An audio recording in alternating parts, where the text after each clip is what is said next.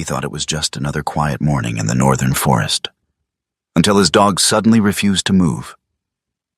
Not a bark, not a growl, just a silent warning that something ahead didn't belong.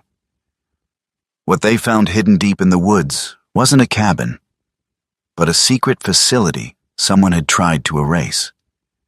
Inside, they uncovered evidence of a man who risked everything to stop a deadly mistake and disappeared.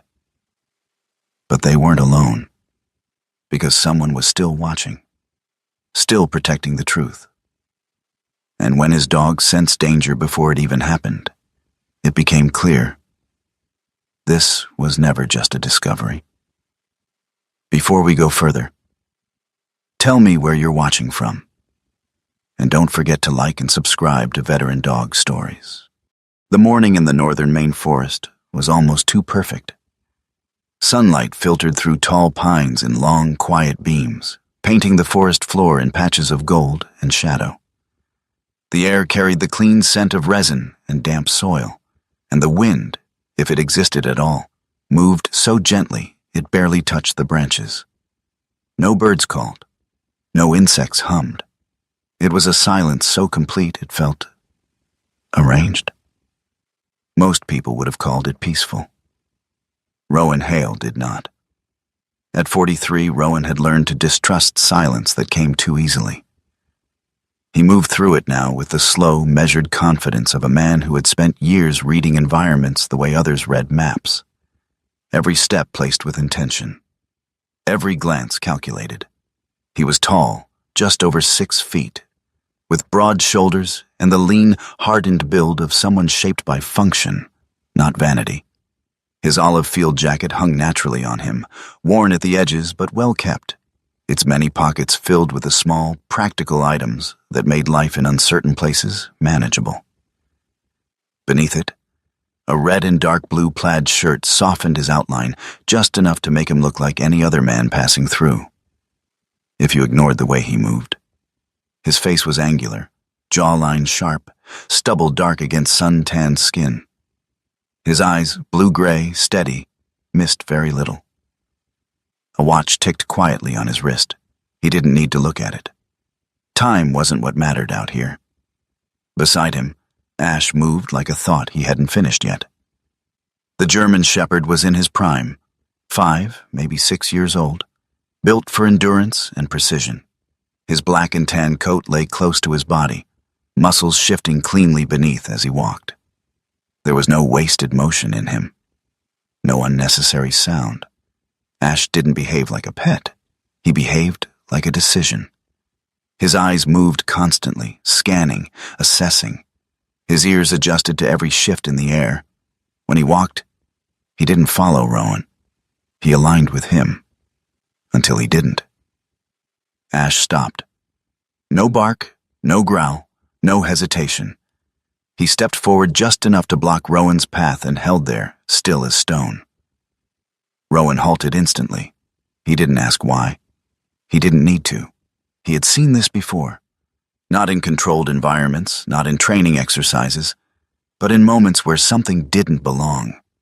And Ash had recognized it before any human could. Rowan's gaze lifted, sweeping the trees ahead.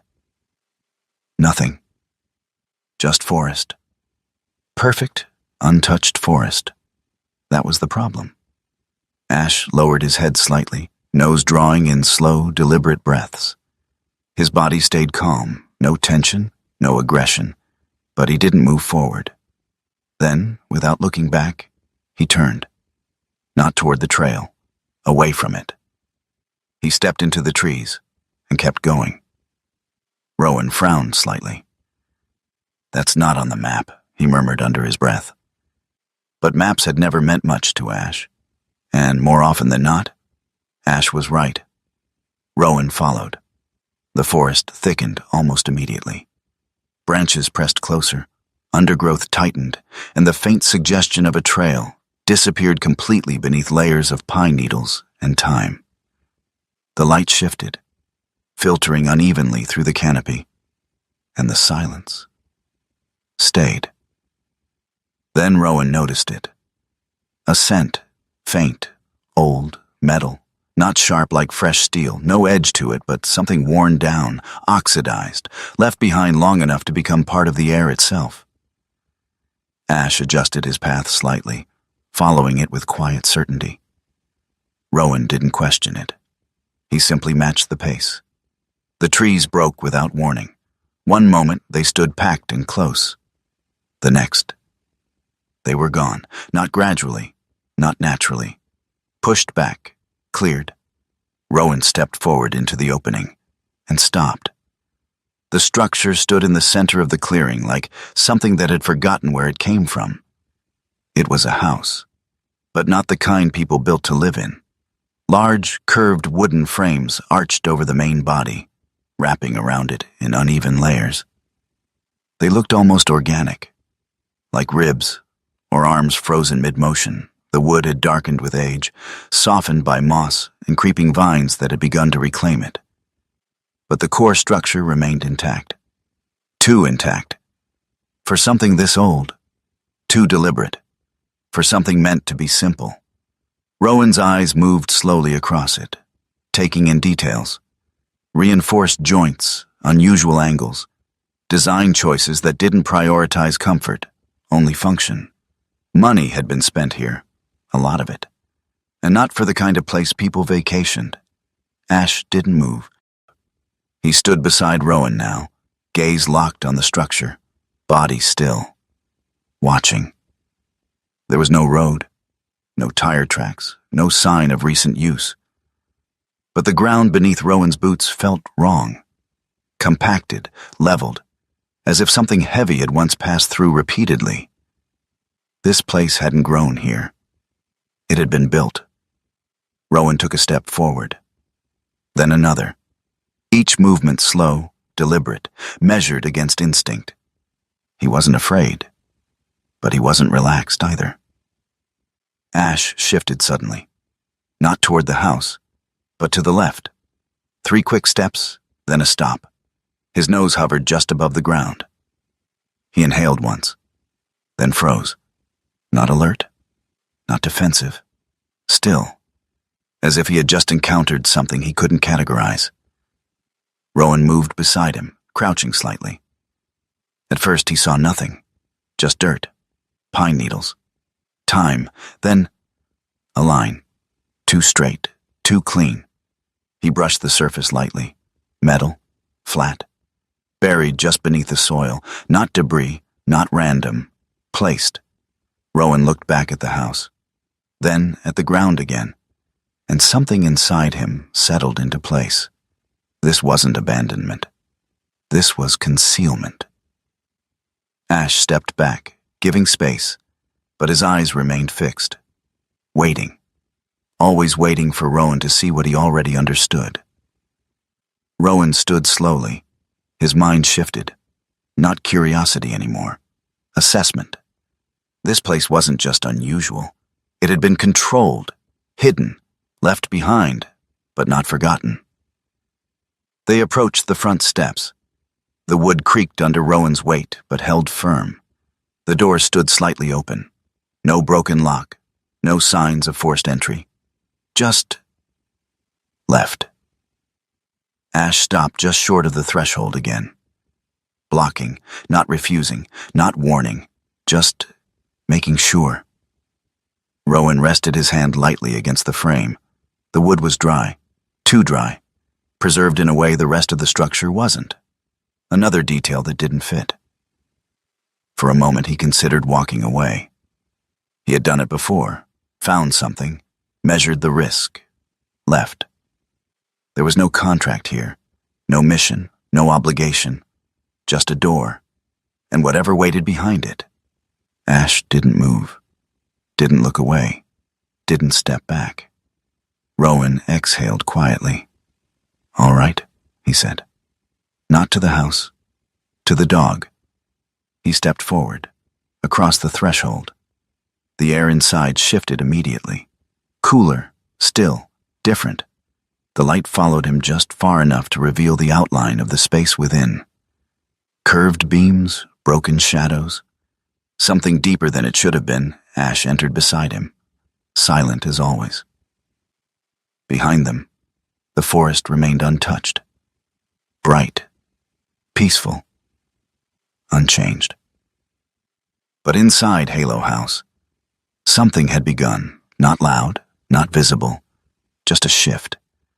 The kind that didn't announce itself, the kind you only recognized when it was already too late to pretend you hadn't crossed into it. The moment Rowan stepped fully inside Halo House, the forest disappeared behind him. Not physically. The doorway was still there. Light still poured through the broken roof and fractured walls. But something about the space muted the outside world, as if the structure absorbed sound instead of reflecting it.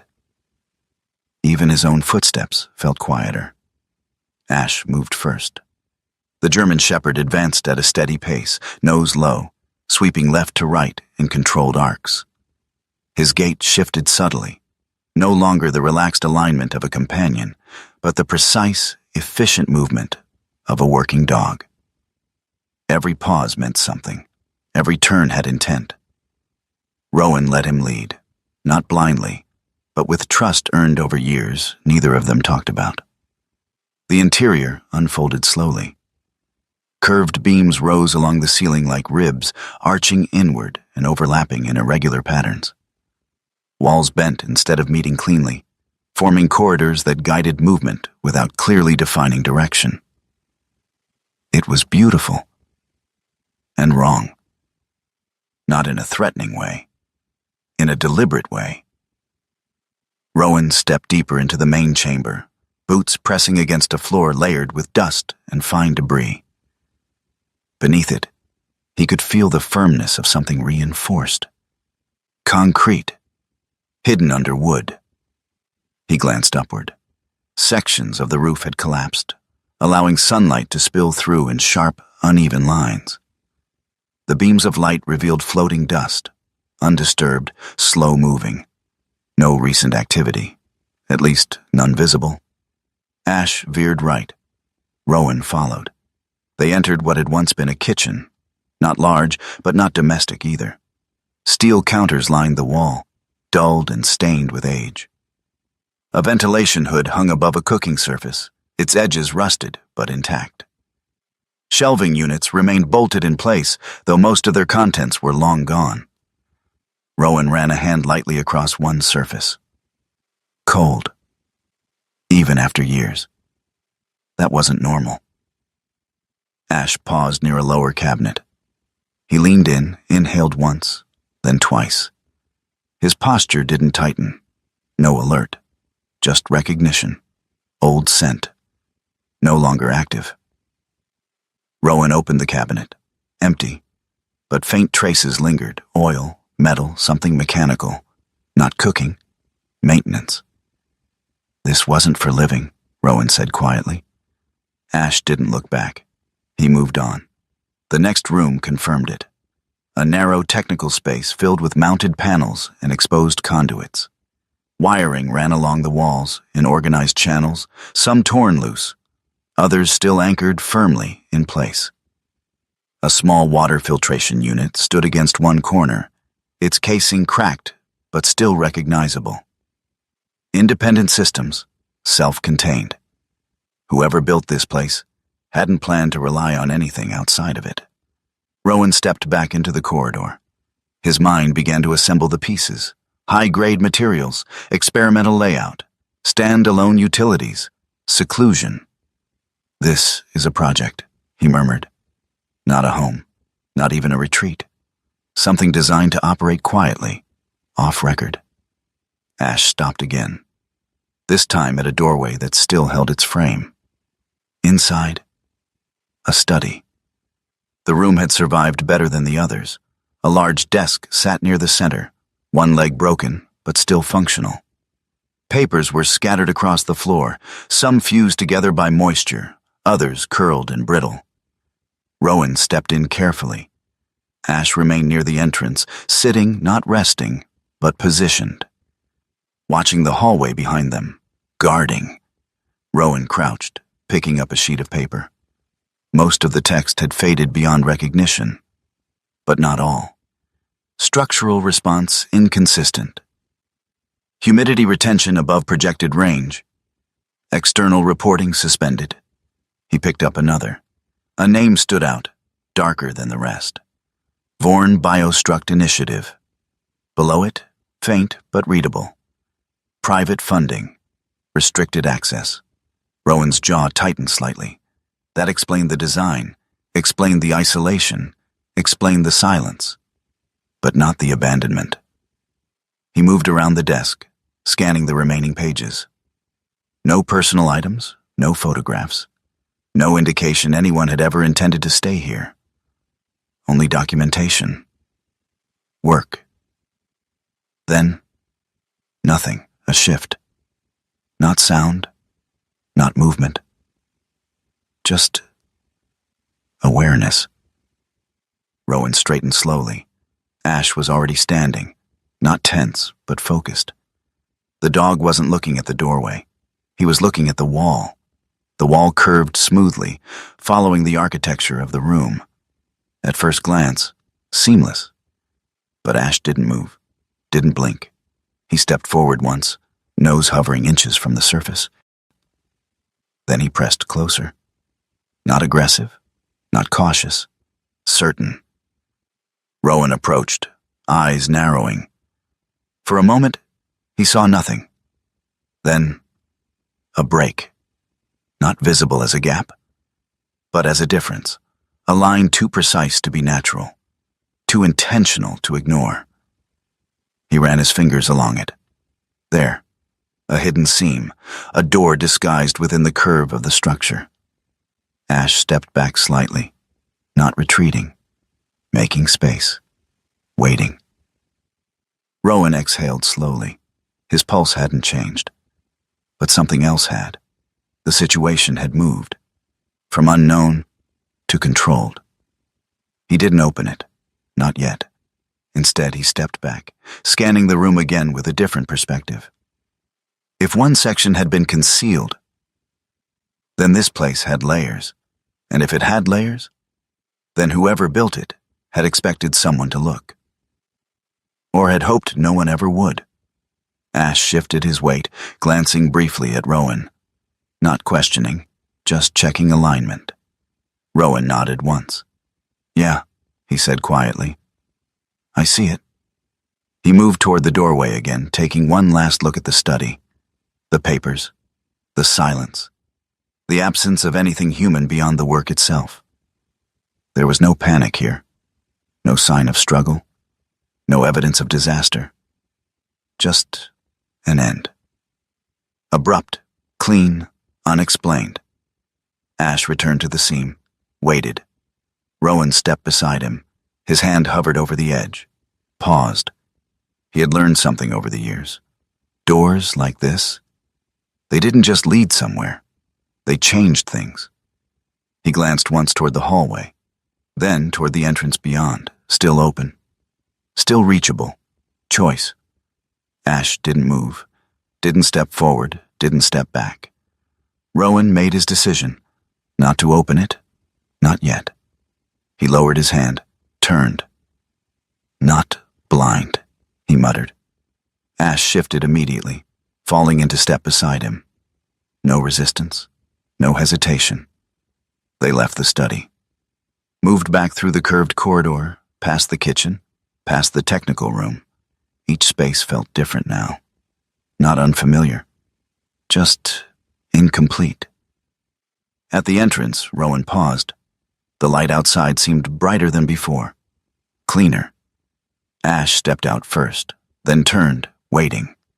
Rowan followed. The forest greeted them exactly as it had before. Still, quiet, unchanged. But he wasn't. Behind him, Halo House stood silent, unmoving, but no longer unknown. Rowan looked at it one last time. Not with curiosity, with recognition. "This wasn't abandoned," he said quietly. Ash didn't react. He didn't need to. Rowan opened the truck door, paused, then added, "It was shut down." Ash jumped inside, and for the first time since entering the forest, Rowan knew this wasn't something he would walk away from easily. Rowan didn't go back to the house that day. Not because he had lost interest, because he hadn't. And that was the problem.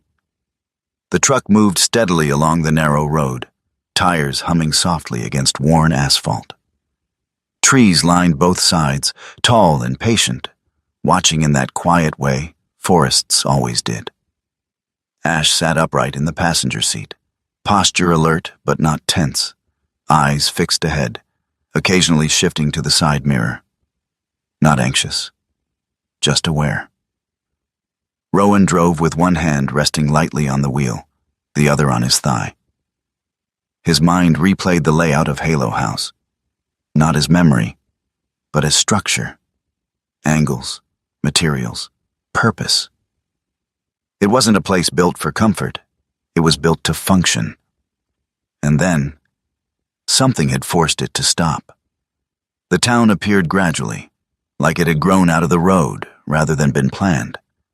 A gas station with peeling paint, a diner with fogged windows, a hardware store that hadn't changed its sign in decades. Nothing here was trying to impress anyone. That made it honest. Rowan parked just off the main road. Ash didn't wait for a command. He stepped out the moment the door opened, landing lightly, scanning the area with a practiced sweep of his head. His tail remained still. His ears adjusted constantly, mapping sound the way Rowan mapped space. No immediate threats, but something unfamiliar. Ash lingered half a second longer than usual before falling into step beside Rowan. That was enough. The ranger station sat near the edge of town. Simple structure, wood siding, functional. A radio antenna extended from one side, and a weathered sign identified it without decoration. Inside, the air smelled faintly of paper, coffee, and something clean, like pine cleaner used too often to hide something else. Behind a desk stood a woman. She looked up before Rowan spoke. Mara Bellamy, mid-30s, lean, practical build, someone who spent more time outdoors than inside. Her moss-green ranger parka was unzipped, revealing a gray sweater beneath. Dark outdoor pants, boots worn but maintained. Her chestnut brown hair was pulled back loosely, strands escaping around her face, catching the light. Her eyes were the first thing that stood out. Sharp, observant. The kind of eyes that didn't just look. They measured. "You're not lost," she said. Not a question. Rowan shook his head once. No. Her gaze dropped briefly to Ash, who stood at Rowan's side, still as a statue, watching her in return. Mara's expression softened. Just slightly. "Working dog," she said. "Always." She nodded. "Then you're not here by accident either." Rowan didn't waste time. "There's a structure north of here," he said, "deep in the forest. Not on any map I've seen." Mara didn't answer immediately, but her posture changed. Not fear, recognition. She walked around the desk slowly, stopping a few feet from him. "How far north?" she asked. "Far enough that it shouldn't be there." That earned the smallest hint of a smile. "Yeah," she said quietly. "That sounds about right." They stepped outside. Ash followed, positioning himself slightly behind Rowan now, giving both of them a clear view of the surroundings. Mara leaned against the railing, arms crossed loosely. "For a while," she said, "people here tried to pretend that place didn't exist." Rowan waited. "About 12 years ago, it was supposed to be something big," she continued. "Private investors, experimental architecture, sustainable systems, a kind of closed-loop living model." She glanced toward the tree line. "They called it a breakthrough." "What happened?" Mara exhaled slowly. "They shut it down." Rowan studied her. "That's not an answer. It's the only one they ever gave officially." "And unofficially?" Mara's jaw tightened slightly. Her gaze shifted. Not away from him, but inward. "There was a man," she said. Her voice dropped, not in fear, but in weight. Jonah Creed. Ash moved. Not toward her, not away, just shifted his stance. Subtle, but enough. Rowan noticed. Safety supervisor, Mara continued. Former military. The kind of guy who doesn't cut corners, even when people tell him to. Rowan's expression didn't change, but something in him aligned with that description. He filed multiple internal reports, Mara said. Structural concerns, system instability. He flagged things that didn't behave the way they were supposed to. What kind of things? She shook her head slightly. They never released the details. Rowan didn't push. He didn't need to. Mara looked back toward the forest again. Then one day, he stopped showing up. Ash's ears tilted forward. No signs of struggle, Mara said. No vehicle left behind, no trail. Just gone. She paused. Search teams went out. State got involved. Reports were filed. And? Mara met his eyes again. They called it an unresolved disappearance. The word hung there. Unresolved. But around here, she added quietly, people stopped saying his name. Ash took one step forward, then stopped. Rowan noticed. Not the movement, the direction. Across the road, a black SUV sat parked near the edge of the lot. Clean, out of place. Beside it stood a man, Victor Kane, late 40s, tall, composed. His dark hair was neatly styled, touched with early silver at the temples. His coat, charcoal tailored, fit him too well for this town. Everything about him suggested control, precision. His face was calm, too calm, and he was watching them. Mara's voice dropped. You see him? Rowan nodded slightly. Who is he? Mara didn't look directly at Kane. Victor Kane, she said, represents a development group that's been buying land north of here. Quietly. Related to the project? No one said it out loud. Kane adjusted his gloves slowly. Leather, thin, expensive. He didn't approach, didn't signal, didn't speak. He just stood there, watching. Ash didn't bark, didn't growl, but his entire body shifted. Weight slightly forward, muscles ready. Not aggression, recognition. Rowan stepped back slightly, not retreating, repositioning. Does he know I was there? Rowan asked. Mara didn't answer right away. That depends, she said finally. On what? She looked at him, really looked this time. On whether you think you were the first one to go back. Silence settled again. But it felt different now. Not empty, occupied. Rowan glanced once more toward Kane. The man was still smiling. Not wide, not friendly. Just enough. Ash moved closer to Rowan's side, not hiding, anchoring. Rowan exhaled slowly. Yeah, he said quietly. I figured. He turned toward the truck. Ash followed immediately. Behind him, Mara spoke one last time. If you're going back, she said, you won't be walking into something abandoned. Rowan paused, just long enough to acknowledge the truth in it. Then he opened the truck door. Ash jumped in first. Rowan followed. The engine started, steady, reliable. In the rearview mirror, Victor Kane hadn't moved, and Rowan understood something then. Halo House wasn't just something left behind. It was something people were still protecting. The key turned with more resistance than Rowan expected. But it turned. For a moment, nothing happened. Then something inside the curved wall shifted. Quietly, mechanically. And the hidden door eased open, just enough to break the illusion of a solid surface.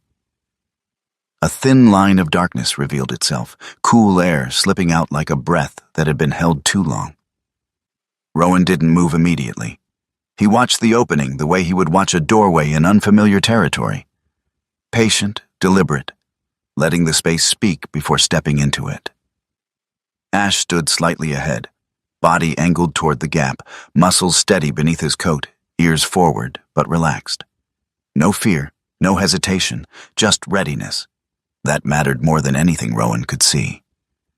He adjusted the strap of his Eberle stock pack and stepped forward, lowering his weight carefully onto the first stair. The wood didn't creak. That was the first sign this place had been built differently. Even after years of neglect above ground, this section had been protected, sealed, reinforced, maintained in a way the rest of the structure had not. Ash followed one step behind, silent as ever. The staircase was narrow, turning gradually as it descended. The air changed with each step. It grew cooler, drier, controlled. Not the damp, stale air of a forgotten basement, but something closer to a maintained environment that had simply lost its oversight. Rowan's hand brushed lightly against the wall as he moved. Smooth. Too smooth. The surface wasn't raw wood. It had been treated, layered, designed to resist moisture and time. At the base of the stairs, the space opened, and everything changed. The lower level was not a basement. It was a system. Rows of equipment lined the walls, battery arrays, still intact, their casings sealed. A water filtration unit stood in one corner, connected to pipes that disappeared into the structure itself. Metal cabinets, labeled but faded, were arranged with purpose. Even now, years later, nothing felt random. Rowan moved slowly through the room, eyes scanning, mind building connections. "This is where it runs," he said quietly. The upper structure had been the shell, the demonstration. This was the engine.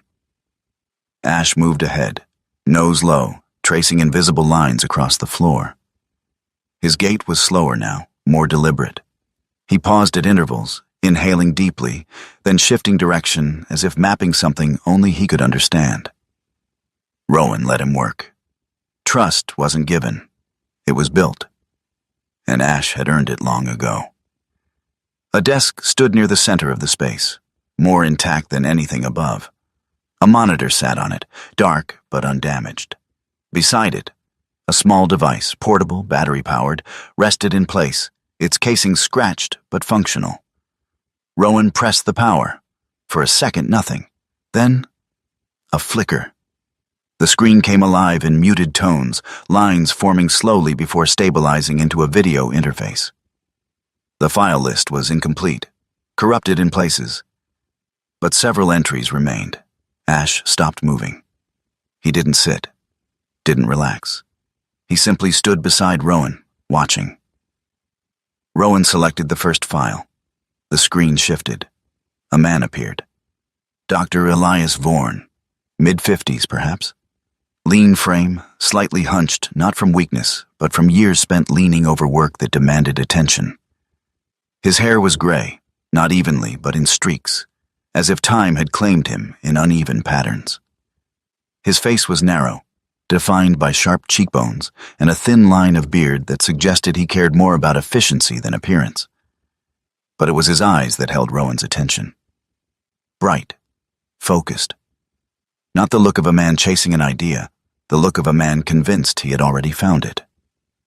"The structure is responding," Vorn said, his voice steady, controlled. "Not as predicted, but within an acceptable range." He gestured toward something off camera. "The material is adapting. The environment is influencing internal behavior, and the system is compensating." The video cut briefly, static, then resumed.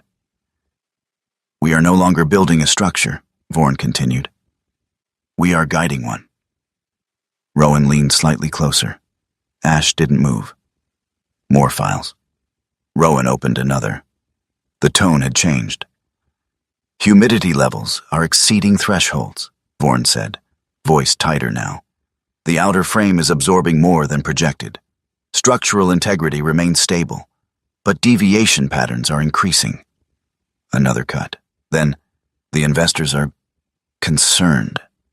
They're asking for reports I cannot finalize yet." They want conclusions before the system has settled. He paused, then added quietly, "They don't understand what this is becoming." Rowan's jaw tightened. He had heard that tone before, not in labs, in command rooms, right before something went wrong. He scrolled to the last file. The timestamp was incomplete. The video loaded slower. Then, Vorn appeared again, but this time he looked different. Tired. Not physically, mentally. "We have a problem," he said. No preamble, no explanation. Just truth. Ash stiffened. Not sharply, not aggressively, but enough. His head turned slightly, not toward the screen, not toward Rowan, but toward the far side of the room. His nose lifted, inhaled. Once. Then again. Rowan noticed immediately. He didn't speak, didn't turn right away, because he already understood what that meant. Ash wasn't reacting to the past. He was reacting to the present. Rowan's hand hovered near the edge of the desk, then lowered slowly. His breathing didn't change, but his focus did. The video still played quietly in the background, Vorn's voice continuing. Something about containment, about delayed shutdown. But Rowan no longer listened. He turned his head slightly, not fully, just enough. The room was still, exactly as it had been. Rows of equipment, silent systems, dust that hadn't been disturbed. Except one section of the floor, barely noticeable, but different. Ash took one step forward, then stopped. Rowan followed his line of sight. There, near the far wall. A faint disturbance, not fresh footprints, but not old either. Something had shifted there, recently. He exhaled slowly. "Yeah," he murmured. Ash didn't look back. Rowan reached out and shut the monitor off. The screen went dark. The room returned to silence, but it wasn't the same silence as before. Now it held something else. Presence. Rowan stepped away from the desk, moving toward the area Ash had marked. Each step measured, controlled. His body aligning with instinct, the way it always had when things stopped being theoretical. This wasn't abandoned. Not completely. He crouched slightly, examining the floor. No clear prints. But the dust had been disturbed in a way that couldn't be explained by time alone. A shift, a drag, a movement. Ash lowered his head again, inhaling deeply. His body remained steady, not alarmed, but certain. Rowan stood, slowly. "That wasn't us," he said quietly. Ash didn't react. He didn't need to. Rowan's gaze moved across the room once more. The systems, the desk, the cabinets, everything in place, everything untouched. Except for that one detail. He turned back toward the stairs, not retreating, repositioning. Ash followed immediately. They ascended in silence, each step carrying a weight that hadn't been there before. Above, the light from the broken structure felt harsher now. Brighter. Less forgiving. At the top, Rowan paused. He glanced once more at the concealed door, then pushed it closed. The seam disappeared again, blending seamlessly into the curve of the wall. Hidden, like it had always been. Ash stepped past him, moving toward the exit. Rowan followed. Outside, the forest remained unchanged. Still, quiet, perfect. But Rowan knew better now.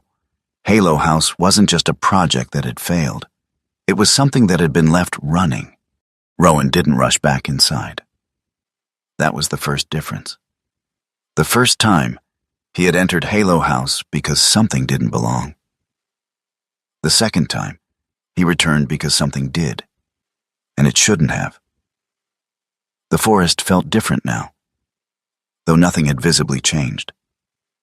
The same light filtered through the pines, the same quiet stretched across the ground. But Rowan moved through it with a sharper edge. his senses tuned not just to what was there, but to what had been disturbed. Ash walked slightly ahead, but not leading, tracking. His head stayed lower than before, nose pulling in slow, deliberate breaths, reading the air in layers Rowan couldn't see. His movements were tighter now, more precise. Less exploration, more purpose. That told Rowan everything he needed. They weren't alone anymore. The clearing came into view again, Halo House rising from the earth like something that had decided not to leave. From a distance, it looked unchanged. But Rowan didn't trust distance. He slowed as they approached, scanning the perimeter before stepping fully into the open. His eyes moved over the structure, the ground, the edges of the clearing, searching for patterns, breaks, anything that didn't fit. Nothing obvious. That didn't mean nothing was there. Ash stopped before the steps, not blocking, not warning, just pausing, listening. Then he moved again, this time angling slightly toward the side of the structure before circling back to the entrance. A subtle adjustment, but intentional. Rowan followed the path without question. Inside, the air felt the same. Cooler than outside. Still, controlled. But Rowan noticed something he hadn't before. The dust. It wasn't evenly settled anymore.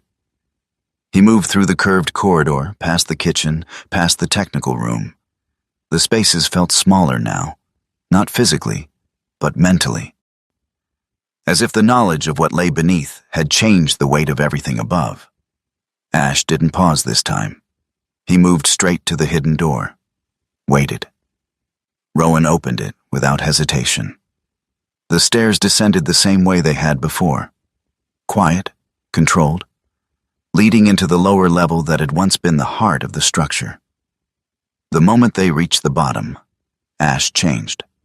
Not sharply, but enough.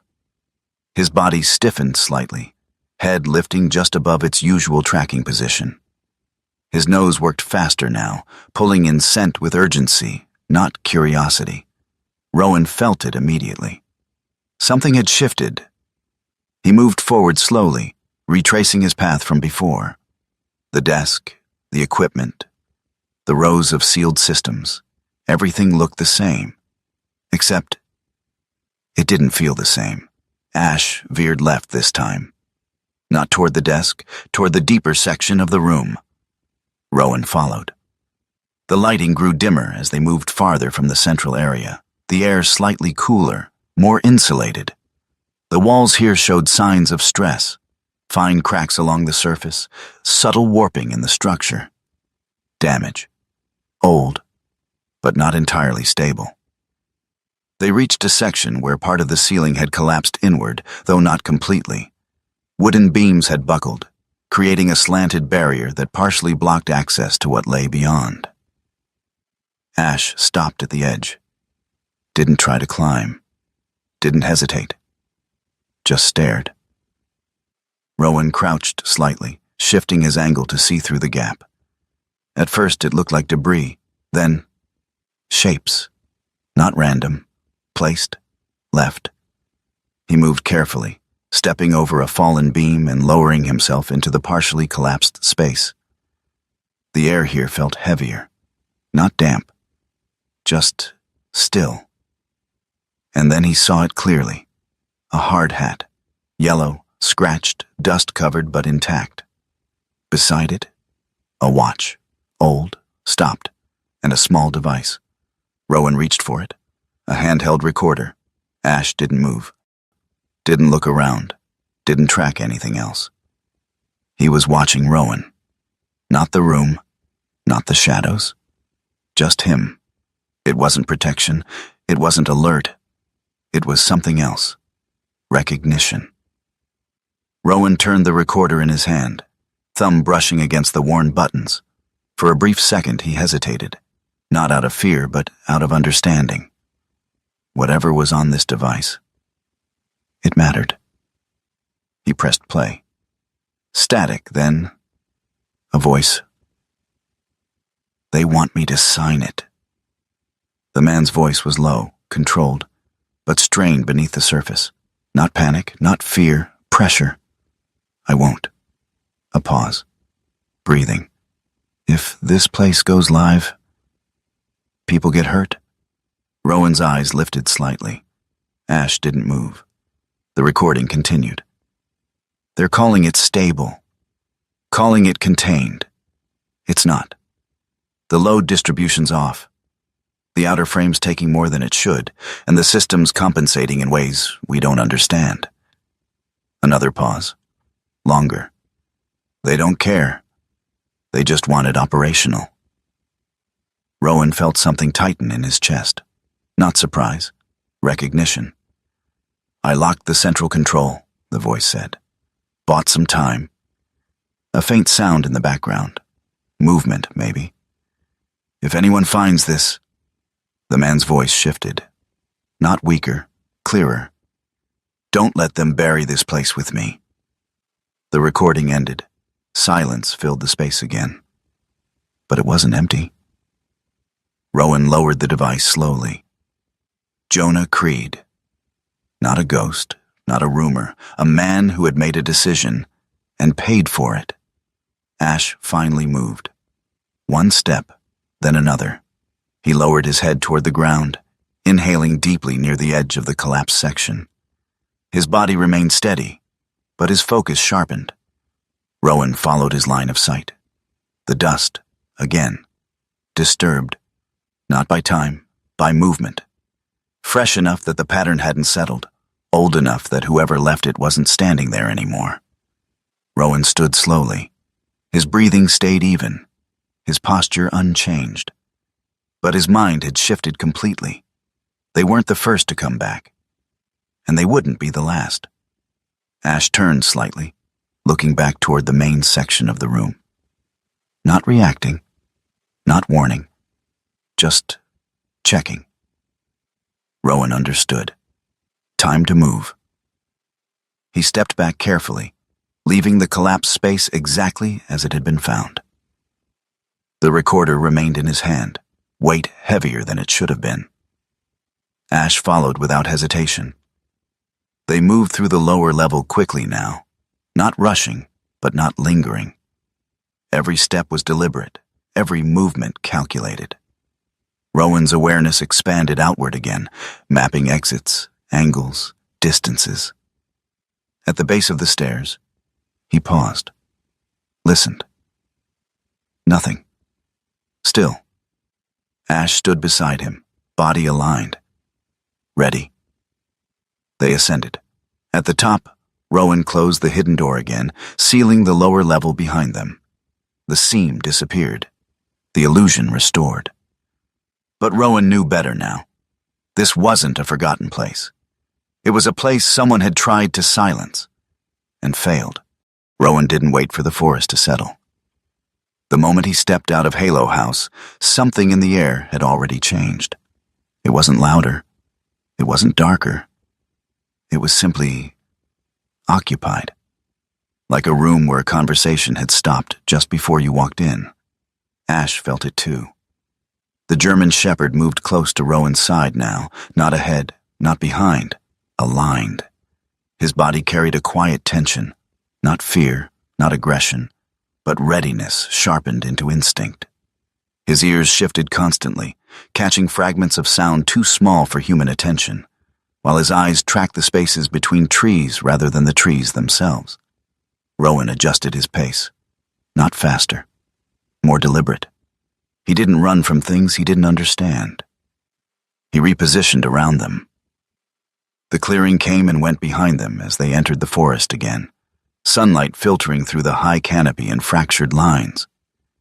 The ground remained soft beneath their boots, layered with pine needles and thyme. But Rowan noticed something new almost immediately. The silence had changed. Not broken, interrupted. Ash stopped. Not abruptly. Controlled. He lowered his head slightly, nose testing the air, then turned.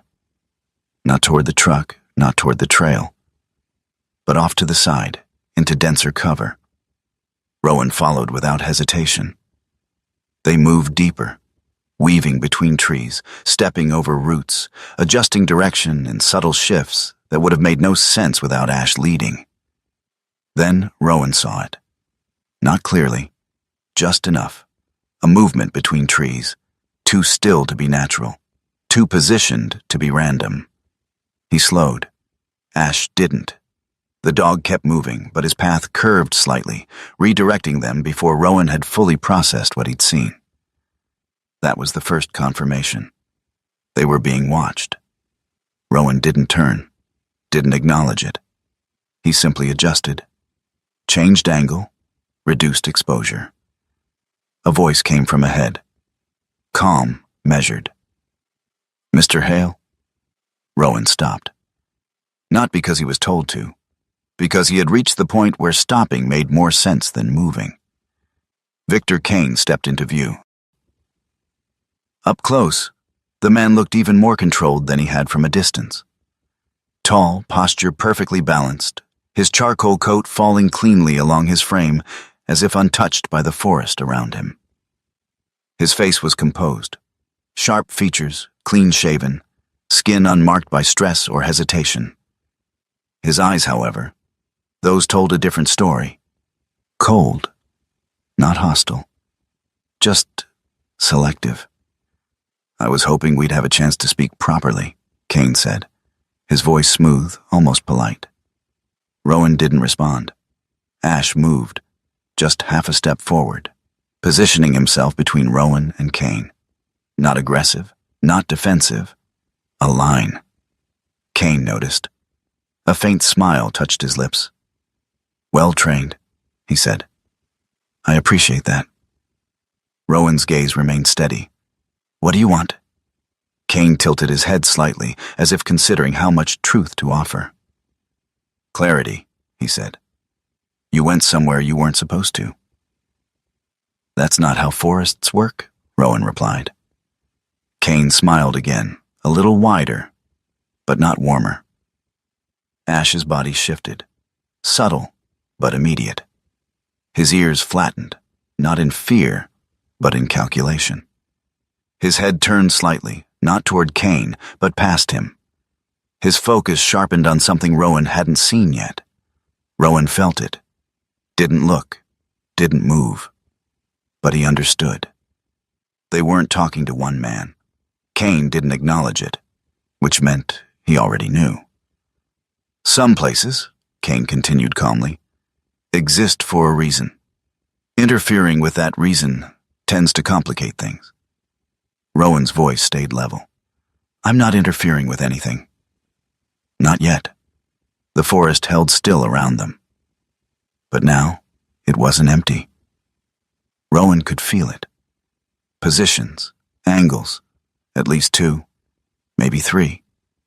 Ash shifted again, pressing slightly back toward Rowan's leg. Not retreating, communicating. Time to move. Rowan took one step back. Not away from Kane, sideways, changing the line.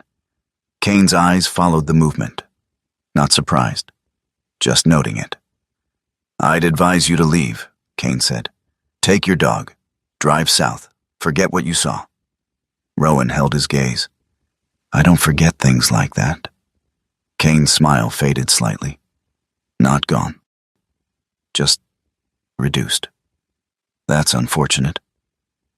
The shift happened without warning. Ash moved first. He lunged sideways, not forward, colliding into Rowan's legs just enough to throw his balance off. Rowan dropped instantly. A sharp crack split the air.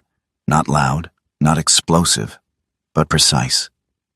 Something struck a tree behind them. Rowan didn't look. He rolled, came up low, moved. Ash was already ahead. The dog cut through the trees at an angle that didn't follow any visible path, his movements fast but controlled, weaving through obstacles as if the forest itself had laid out a route only he could see. Rowan followed. Not blindly, but fast enough. Another sound behind them. Movement. Pursuit. Kane didn't shout, didn't command. That was the worst part. Everything was already planned. Ash adjusted direction again, cutting left before Rowan had time to process why. A fallen log blocked the path ahead. One Rowan would have tried to go over. Ash went around, low, fast, efficient. Rowan trusted it. Branches snapped somewhere behind them, closer now. Ash stopped suddenly, turned, blocked. Rowan didn't question it. He dropped to the ground instantly. A second crack, this one closer, too close. Silence followed. Ash didn't wait. He moved again. The forest began to thin. Light grew stronger ahead. The fire lookout station appeared like something forgotten by time. A wooden tower, weathered and leaning slightly, its base surrounded by overgrown brush. Ash headed straight for it. Rowan followed, lungs steady, movements controlled despite the pace. Inside, the structure smelled of old wood and dust. A ladder led upward, but Rowan ignored it. The ground level offered enough cover, enough concealment. Mara was already there. She turned as they entered, her posture shifting instantly from stillness to readiness. Her hair was tied back tighter this time, her expression sharper, more focused than before. She held a small device in one hand, tablet, rugged, functional. "You weren't followed?" she asked. Rowan didn't answer. He didn't need to. Ash stood at the entrance, watching, guarding. Mara nodded once. "Good." She moved quickly, connecting the device to a portable transmitter set up near the wall. The equipment looked improvised, but effective. Signal booster, battery pack, cables running between them. "Limited window," she said. "If we send now, it goes through." Rowan placed the recorder on the surface beside her. Mara looked at it, understood immediately. "This is it?" she asked. Rowan nodded. She didn't hesitate. She connected it, started the transfer. Ash finally relaxed. Just slightly. Not fully. Never fully. Rowan leaned back against the wall, eyes on the entrance. "Good call," he said quietly. Ash didn't look at him, but his ears shifted. Just once. Enough. The truth didn't break the surface all at once. It didn't explode into headlines or sweep through the town like a storm. There was no single moment where everything changed. No dramatic reveal that forced people to stop what they were doing and pay attention. Instead, it moved the way most truths do when they've been buried too long. Quietly, reluctantly, one piece at a time. Rowan stayed in the lookout station long enough to make sure the transmission had gone through. Mara worked in silence, her movements precise, her attention locked onto the small screen in front of her. The device hummed faintly, its signal indicator flickering between weak and stable. She didn't rush. People who rushed made mistakes. And mistakes, in situations like this, didn't get corrected. They got covered. "It's out," she said finally. Her voice wasn't triumphant, just certain. Rowan nodded once. That was enough. Ash had taken position near the doorway, body angled outward, watching the tree line. He hadn't moved much since they arrived, but Rowan could read the subtle changes, how his weight shifted slightly from one leg to the other, how his ears adjusted to distant sounds, how his eyes tracked movement no one else could see. The dog wasn't relaxed, but he wasn't tense either. He was finished. At least for now. They didn't speak much after that. There wasn't anything left to say that would change what had already been set in motion. The next few days passed without noise, and that was what made it strange. Rowan remained in town, not because he had to, but because leaving too soon would have meant not seeing it through. He stayed in a small motel on the edge of the road, a place that didn't ask questions and didn't expect answers. The kind of place where people came and went without leaving much behind. Ash settled into the space easily. He always did. As long as Rowan was there, the rest didn't matter. Mara came by once a day, sometimes with updates, sometimes with nothing. On the third day, something changed. A black sedan replaced the SUV near the edge of town. Different vehicle, same presence. Rowan noticed it immediately. He didn't approach, didn't react. But he adjusted, always adjusting. Mara saw it too. "They're still here," she said quietly, standing beside him outside the motel. Her posture was calm, but her eyes moved more than usual, scanning the road, the spaces between buildings, the reflections in windows. "Of course they are," Rowan replied. "They don't lose." Mara studied him for a moment. "You don't either," she said. Rowan didn't answer, because that wasn't always true. The call came that afternoon. Mara answered it outside, pacing slowly as she listened. Rowan didn't try to overhear. He watched Ash instead, the dog's gaze fixed on Mara, tracking her movement the same way he tracked everything. Carefully, completely. When Mara came back, her expression had changed. Not relief, not tension, something in between. "It's moving," she said. Rowan tilted his head slightly. "The files, the recording." Someone picked it up. State level first, then federal. "They're reopening it." Rowan leaned back against the truck, arms loosely crossed. "That was fast." Mara nodded. "Faster than it should be." That told him enough. Something in what they sent had carried weight. More than expected. "They're going to investigate the site," she continued. "Officially this time." Rowan glanced toward the forest, toward the direction of Halo House. "They won't find what we found," he said. Mara hesitated, then nodded. "Not the same way." Days later, the trucks arrived. Not many, just enough. Government plates, marked equipment. People who wore authority the way some men wore suits, without needing to explain it. Among them was a man Rowan hadn't seen before. He stepped out of one of the vehicles with deliberate ease, adjusting his coat as he surveyed the area. Mid-50s, broad-shouldered but not heavy. His posture carried the kind of weight that came from years of decision-making rather than physical work. His hair was gray, cut short, practical. His face was lined, not from age alone, but from experience that had left its mark in quiet ways.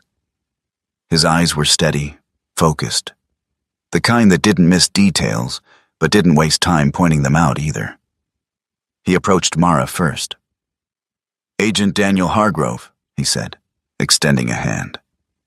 His voice was calm, even, carrying authority without force. Mara shook it. "Mara Bellamy." Hargrove's gaze shifted briefly to Rowan, then to Ash. He didn't linger, just noted. "You're the ones who sent the material," he said. Not a question. Mara nodded. Hargrove exhaled softly. "Good call." He turned slightly, looking toward the forest.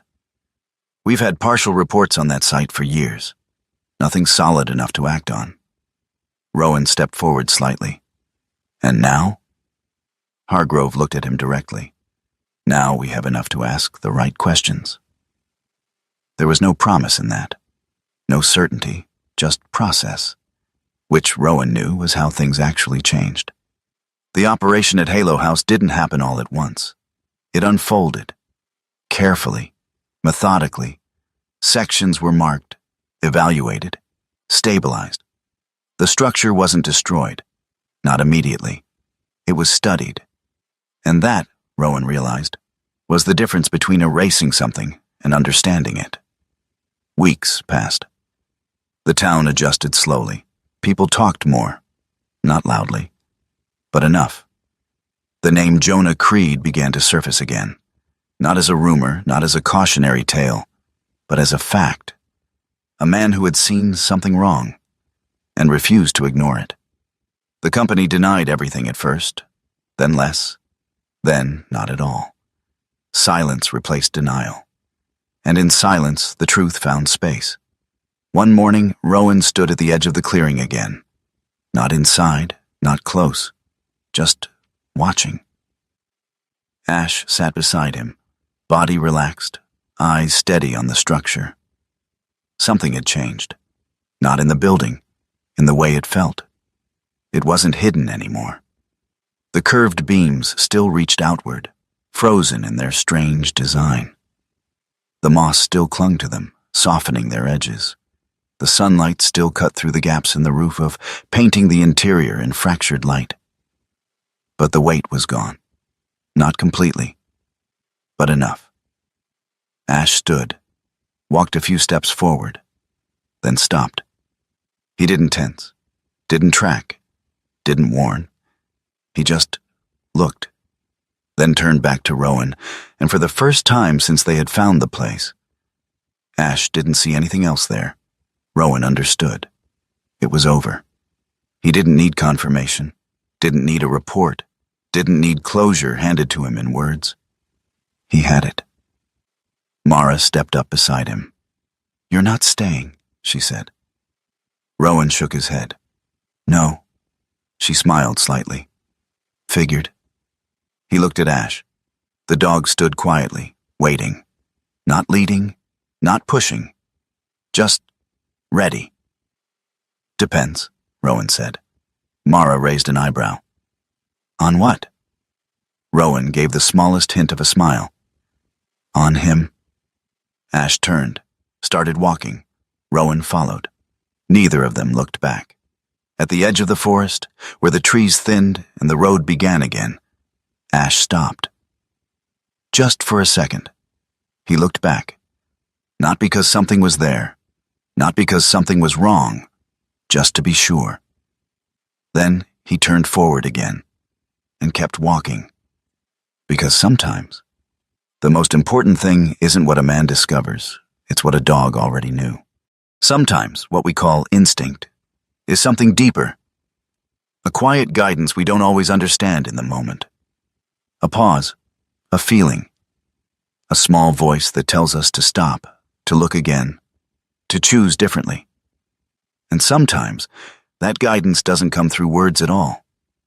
It comes through a loyal companion, through timing we can't explain, through a path that opens exactly when we need it. Maybe that's not coincidence. Maybe that's grace. Maybe that's how God works. Not always through miracles that shake the world, but through moments that gently redirect it.